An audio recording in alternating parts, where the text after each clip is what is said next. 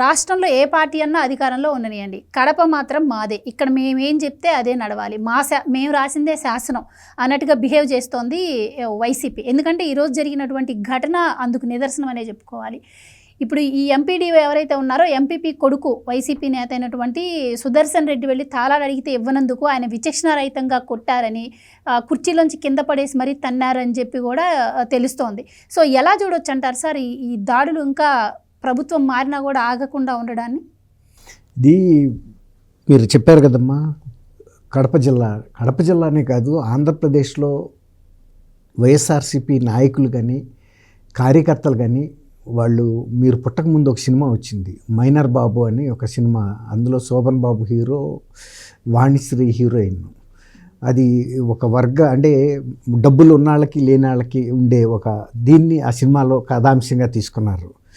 Car ఉన్న minor, కాలం తీరింది minor అంటే, కారు అంటే వయసు ప్లస్ కారు అని రెండు ఇది అర్థంతో తీశారు. అట్లాగే ఇప్పుడు వైఎస్ఆర్సీపీ కార్యకర్తలు ముఖ్యంగా ఉమ్మడి కడప జిల్లాలో జగన్మోహన్ రెడ్డి గారు ఉన్నారు అనే భ్రమ నుంచి ఇంకా వాళ్ళు బయట పడలేకపోతున్నారు.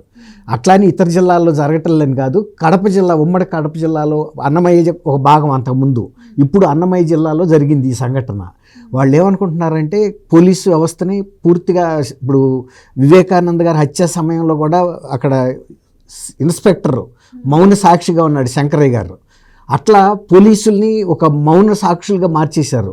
ఎటువంటి సంఘటన మీద కూడా వాళ్ళు పోలీసులు కేసు నమోదు చేయరు అనే ఒక నమ్మకం వైఎస్ఆర్సీపీ నాయకుల్లో ఏర్పడిపోయింది. ఇప్పుడు 7 నెలలు అయిపోయినా కూడా వాళ్ళు దిగిపోయి ఇంకా వాళ్ళు అదే భ్రమలో ఉన్నారు. ఇప్పుడు ఇక్కడ గాలివీడు మండల అధ్యక్షురాలు కొడుకు ఇతను సుదర్శన్ రెడ్డి. అది విచిత్రం ఏంటంటే అతను వైఎస్ఆర్సీపీ అన్నమయ్య జిల్లా లీగల్ విభాగం అధ్యక్షుడు కూడా. అసలు లీగల్ విభాగం అధ్యక్షుడైతే అతనికి తెలియాలి అంటే పరిధి ఏంటి, అసలు అధికారుల మీద మనం దాడి చేయొచ్చా, లేకపోతే నా తల్లి మండల అధ్యక్షురాలు అయినందువల్ల నేను ఒక 20 మంది కుర్రాళ్ళని వెంట వేసుకెళ్ళి ఆ కార్యాలయాన్ని దుర్వినియోగం చేయొచ్చా అనేది తెలియాలి కదా అతనికి. అంటే గతంలో అట్లా చేశారు కాబట్టి ఇంకా అదే తీరులో వచ్చి తాళాలు ఇవ్వమన్నాడు అతను. ఎందుకు అక్కడ కూర్చుని రియల్ ఎస్టేట్ సెటిల్మెంట్ చేసుకుంటారు, ఇంకేమైనా సెటిల్మెంట్లు చేసుకుంటారు, మందు మాకు చేసుకుంటారు. ఎట్లా అంటే వాళ్ళకి ప్రభుత్వ కార్యాలయానికి ఒక ఇంటికి తేడా అనేది తెలియదు వాళ్ళకి. గవర్నమెంట్లో మనం ఉన్నాం కాబట్టి ప్రభుత్వ కార్యాలయాలు కూడా మన వ్యక్తిగతమైన ఆస్తి అనే భావనకు వచ్చారు.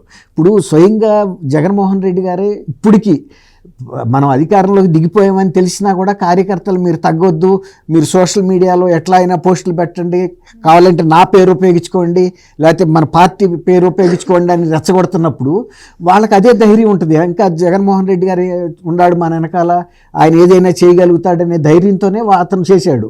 ఆ ఎంపీడీఓ జవహర్ బాబు అనే ఆయన అక్కడ ఎంపీడీఓ, అతను తాళాలు ఇవ్వటానికి నిరాకరించాడు. ఎందుకంటే ప్రభుత్వం మారింది, రేపు ఇవాళ రేపు సోషల్ మీడియా కూడా యాక్టివ్ అయింది. అవన్నీ ఫోటోలు కనుక తీసి ఇప్పుడు ఆ కార్యాలయంలో ముందు కొడుతున్నాయి కనుక రేపు ఫోటోలు వైరల్ అయితే ముందు ఎంపీడీఓని సస్పెండ్ చేసేస్తారు. కాబట్టి అతని జాగ్రత్తలో అతను ఉన్నాడు. నేను ఇవ్వను అన్నాడు. నువ్వేంటి, మేము ఎంపీడీఓ కొడుకు, ఎంపీపీ కొడుకుని మేము ఎప్పుడు ఇక్కడ ఇట్లాగే చేస్తున్నాం, నువ్వెవడే కొత్తగా వచ్చావు అన్నట్టుగా అతని మీద దాడికి దిగారు. కుర్చీలో కూర్చున్నాడు, ఒక తంతే వెళ్ళి కింద పడ్డాడు. పడిన తర్వాత ఆగారు. ఒక 13 మంది వ్యక్తులు ఒక్క వ్యక్తి మీద దాడి చేస్తే అతను ఏం చేయగలుగుతాడు? తీవ్రంగా కొట్టారు. కొట్టిన తర్వాత ఇక అతను బాగా తీవ్రంగా గాయాలయ్యేటప్పటికీ అతను ఇప్పుడు కడప రిమ్స్ హాస్పిటల్లో చికిత్స పొందుతున్నాడు. అయితే దీని తర్వాత పరిణామం ఏంటంటే అది పోలీస్ కేసు పెట్టారు. స్టాఫ్ వెళ్ళి ఇట్లా ఎంపీడీఓకి దెబ్బలు తగిలిని ఇది పరిస్థితి అంటే ముందు అయితే అతను హాస్పిటల్కి పంపి ఇతని కోసం వెళ్తే పోలీసుల మీద తిరగబడుతున్నాడు ఇతను. అంటే ఏంటంటే నేను గతంలో కూడా పోలీసులు అసలు మా ఇంటికే రారు కదా, నువ్వేంటి మీరు మా ఇంటికి వచ్చేది ఏంటి, నన్ను అరెస్ట్ చేయటం ఏంటి, నా మీద చేయటం ఏంటి అంటే ఇదివరకు రామరెడ్డి అని విలన్ ఉండేవాడు. అట్లా అదే పరిస్థితి కనపడింది. అది ఒక సినిమాలో చార్మినార్ దగ్గర రోడ్ల మీద కొట్టుకుంటా వాడిని తీసుకెళ్తారనమాట రామరెడ్డి. అతను మినిస్టర్ కొడుకు అనుకుంటా, పోలీసుల మీద తిరగబడతాడు. ఇప్పుడు కూడా ఇతను అట్లా తిరగబడిన సందర్భంలో పోలీసులు అందరి ముందు కూడా నెట్టుకుంటా తీసుకెళ్ళిపోయారు జీప్ ఎక్కించి. అంటే పోలీసు వ్యవస్థను కూడా లెక్క చేయని పరిస్థితికి వచ్చి ఉన్నారు వాళ్ళు.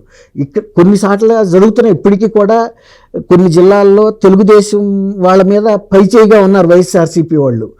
కొంతమంది పోలీసు అధికారులు కూడా ఇంకా వాళ్ళకి మద్దతు ఇచ్చే పరిస్థితి కూడా కనబడుతున్నాయి. అటువంటి సంఘటనలు ఎప్పుడన్నా తెలుగుదేశం అగ్రనాయకుల దృష్టికి వెళ్తే వాళ్ళు వెంటనే ఆదేశాలు ఇవ్వడం జరుగుతుంది. ఇప్పుడు ఈ ప్రభుత్వ అధికారే కాకుండా ఆయన ఒక ఎస్సీ సామాజిక వర్గానికి చెందిన వ్యక్తి. దాంతో పవన్ కళ్యాణ్ గారు కూడా ఒక స్ట్రాంగ్ మెసేజ్ ఇవ్వాలి, అంటే కడప జిల్లాలో ప్రభుత్వ ఉద్యోగులకు ఒక భరోసా ఇవ్వాలి, మీరేమి భయపడక్కర్లేదు, ఇట్లాంటి దాడులు జరిగినాయి అని మీరేం మనోధైర్యం కోల్పోవాల్సిన అవసరం లేదు, ప్రభుత్వం మీ వెంట ఉంది. ఆయన ముందు ఇక్కడికి వచ్చే కన్నా ముందే ఆయన కడపలో రిమ్స్లో జవహర్ బాబు గారిని పరామర్శించి వచ్చాడు, ధైర్యం చెప్పొచ్చాడు. మళ్ళీ అక్కడ కూడా వచ్చాడు ఆ మండల కేంద్రానికి. అయితే ఇక్కడ గమనించాల్సింది ఏంటంటే ఇటువంటి దాడులు కనుక ఇంకా ముందు జరిగినా కూడా ఇవాళ సీఎం కానీ డిప్యూటీ సీఎం కానీ లోకేష్ బాబు గారు కానీ ప్రభుత్వ అధికారులకు ఇంతకుముందు కూడా ఎవరి మీద దాడి చేసినా ప్రభుత్వంలో ఒక అటెండర్ దగ్గర నుంచి చీఫ్ సెక్రటరీ దాకా ఎవరైనా కూడా వాళ్ళు ప్రభుత్వ విధుల్లో ఉన్నారు, ప్రభుత్వ జీతంతో పనిచేస్తున్నారు, ప్రజల కోసం పనిచేస్తున్నారు. అది గమనించకుండా మేము గతంలో ఇట్లాగే చేసేవాళ్ళం, ఏ అధికారి అయినా మాకు లొంగి ఉండాలి, ఎస్పీ అయినా మాకు లొంగి ఉండాలి, కలెక్టర్ అయినా, ఆ దురహంకారం అనేది ముందు వాళ్ళు వదులుకోవాలి. ఇప్పుడు నేను చెప్పా కదా ఇంతకుముందు, కాలం మారింది అనేది వాళ్ళు ఎంత తొందరగా గుర్తెరిగితే అంత మంచిది. లేదంటే ఇట్లాగే మూల్యం చెల్లించాల్సి వస్తుంది. పోలీస్ అధికారులు కూడా గతంలో లాగా ఉంటే వాళ్ళ ఉద్యోగాలు పోతాయి. ఇవాళ కనుక అతన్ని కనుక వెంటనే అక్కడ అరెస్ట్ చేయకపోతే వీళ్ళు కూడా వాళ్ళతో కుమ్మక్కైనట్టే అవుతుంది కదా. అందువల్ల వాళ్ళు స్పష్టంగా వ్యవహరిస్తున్నారు. ఇదివరకట్లాగా అధికారుల వీళ్ళకి నాయకులకి తొత్తుల్లాగా కాకుండా మా డ్యూటీని మేము నిర్వహిస్తాం, మీరు ఎంత పెద్దవాళ్ళు అవనివ్వండి, ఏ పార్టీకి చెందనివ్వండి, మాకు అనవసరం అనే ఒక ధైర్యాన్ని అయితే చూపించారు. దానికైతే మనం గాలివీడు పోలీస్ అధికారులను అభినందించాలి కనీసం. Please subscribe to Leo news for more videos.